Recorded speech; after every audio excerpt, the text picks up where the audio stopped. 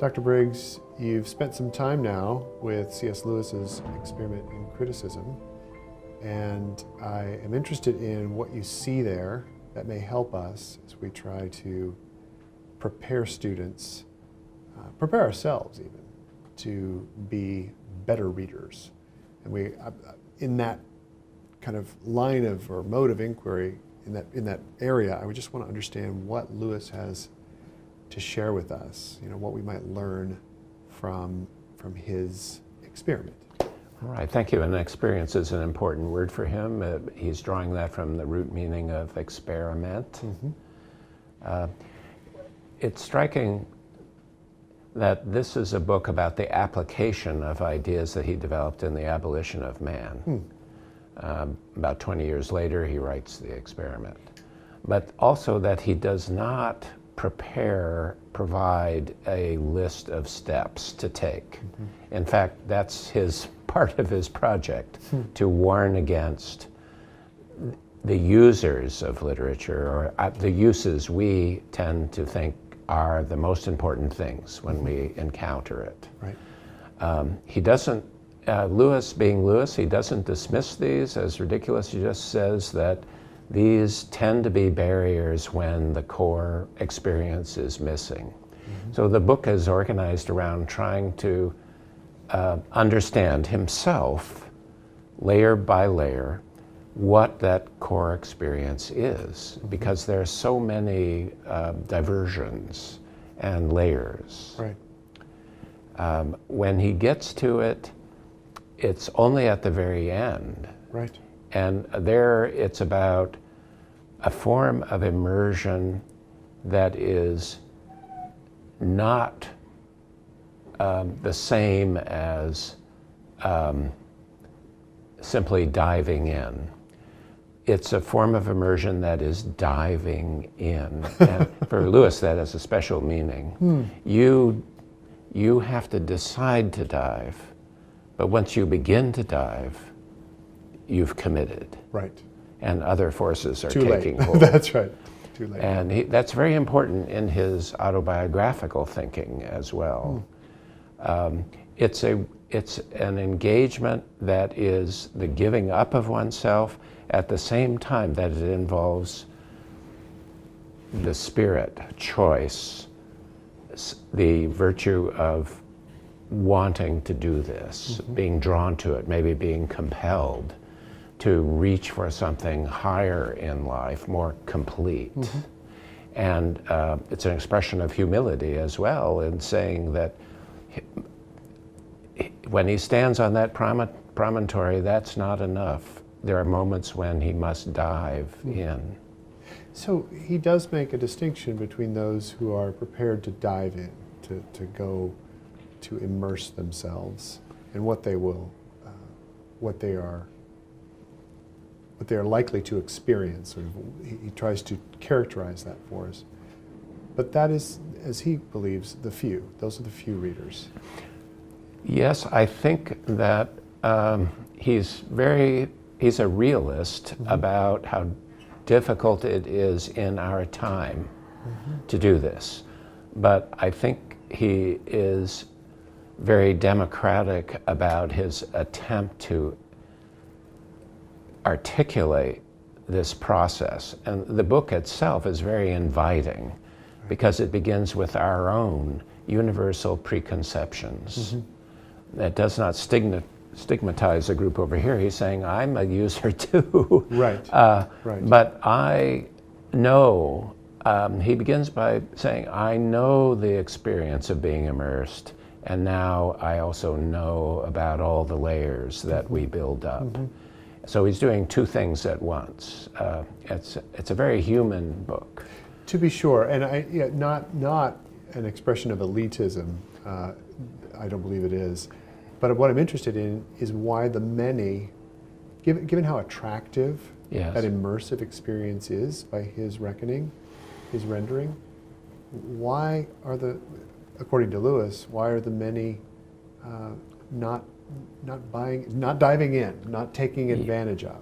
Yes, I think he believes it's not only common culture, but the university itself. And he's writing in around 1960, so this is not an inspiring precedent. He says things are really difficult in the university too, where professional criticism, analytical criticism, skeptical criticism, other kinds of interpretation have created new barriers especially when they're detached from that original experience which we keep trying to recover, right.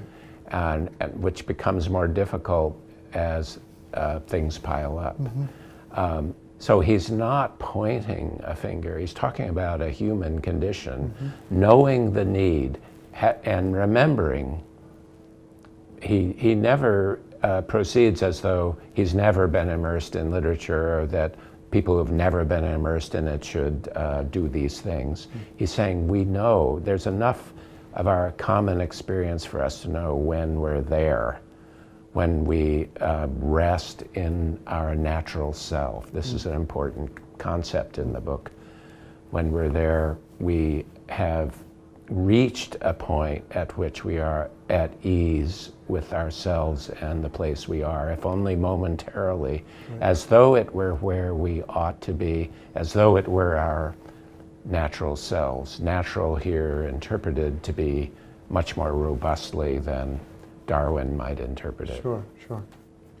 Well, if that's the case, what are we to recommend? Because there's no therapy, or at least no stepwise process that he is recommending, but there's a sort of an atmosphere that he's creating, and certainly there is an argument. So what if we're talking to families, and obviously we're working with students? How do we recover some of the wonder and the immersion and the experience of inhabiting a work of fiction? How does Lewis recommend that we should go about that if we want to recover that and really and sustain some of that? Right. Well, he's unusual in this respect. At this meeting, we've been enjoying the last 3 days. There have been a lot of practical pieces of advice. Lewis is unusual in not proceeding that way, but he's very unusual in the solution, we could say, which is that.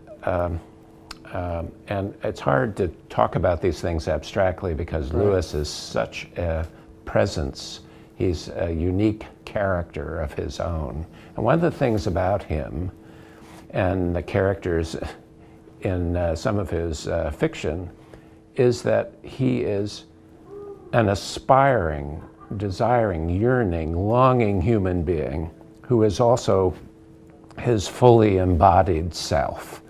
So a good meal in an inn at the end of a long day's walk is something that he prizes very highly. In fact, he remembers it as a point of rest. He's not somebody who searches out the best restaurant in town. I don't mean that. No. He says, he says, descending into a valley where we see the lights of the inn at the end of a long day of walking, that is where I've been and where I want to be again. So we have to think about Lewis's, it's more than his persona, who he is. And that it isn't that he's idiosyncratic. In that sense, I think he embodies the sort of person that the great art schools, classical education schools, make more possible among young people because they are about wonder, they are about reverence, they are about robust engagement, they are about spirit. And what are all these things? These are things of real human nature. Which I have to use that word real now, and nature, real human nature. Lewis embodies this and he discusses it, and it's all the more urgent after 100 years of technologizing education, as we were hearing today, of thinking of education as though it were training in cognitive skills exclusively, when it's not the indulgence of appetite, maybe in your off time. That means that everything in between, the chess, thumos, the spirit itself, which is of the spirit, as well as the seat of the virtues, the place where we struggle to be good and where we aspire to the good. All of that is absent from 20th century understandings of the human being, the young person being educated. Dewey dances around it, he's interested in it to a degree, but the people who have succeeded him, who believe in his project for modern education, never had his classical education. And so I would say to parents, it is look around, visit a school, look around. What are you seeing in the children's faces? What is the spirit of the place? And they might wonder about the use of that word spirit, but it's a real characterization of the real human being. And I think Lewis has that contribution to make. He's gone to the center of the change, the thing that needs to be rediscovered, without technologizing it, without saying there are 4 steps to the experiment. Another thing, one last thing about it is that Lewis never tried to do this again. He wrote a lot of books, and they're all immersion books. They're about particular authors, or they're fiction and poetry that he wrote himself. This is a small book. It's only about 100 pages long. He enters into that world and points, and then moves on to other forms of engagement. He's very cautious about talking about pedagogy as though it were a technology, because that tends to be a real problem. Parents, I think, know, because they're raising children, know things about education that educators without contact with children don't know. The daily drama of the unfolding of the child's humanity is so striking if one's eyes are open to it.